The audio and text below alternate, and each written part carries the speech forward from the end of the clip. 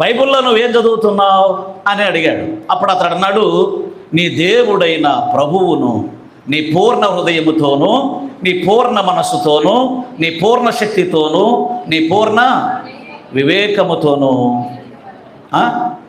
ప్రేమింపవలెను నువ్వు రాయబడి ఉన్నది అనేను.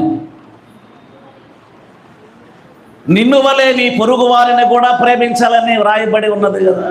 అంటే heart, soul, strength, mind. Heart, soul, strength, mind.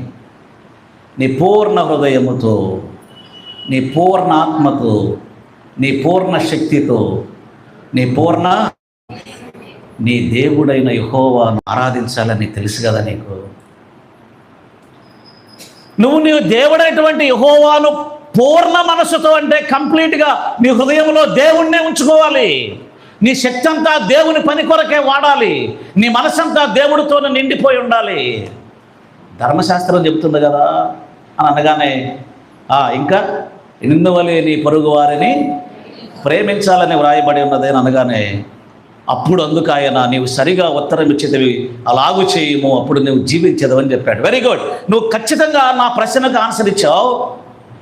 నిత్య జీవానికి వారసుడు కావాలి అంటే బైబిల్లో లేకపోతే ధర్మశాస్త్రంలో ఏమి వ్రాయబడి ఉన్నదని అడిగితే నువ్వు ఖచ్చితంగా ధర్మశాస్త్రాన్ని చదువుతున్నావు. ఏమి వ్రాయబడి ఉన్నదని, ఇప్పుడు మన బైబిల్లో ఏమి వ్రాయబడి ఉన్నదని అడిగితే ఏం చెబుతారు మీరు?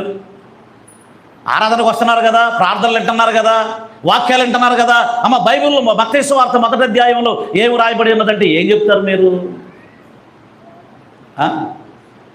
చెప్పరు, ఎందుకంటే చదవరు కాబట్టి. మనవాడు చదివేవాడు, గ్రహించినటువంటి వాడు. మీరేమో చదవరు, గ్రహించరు. ఆ ధర్మశాస్త్రోపదేశకుడేమో చదువుతాడు, గ్రహించడు.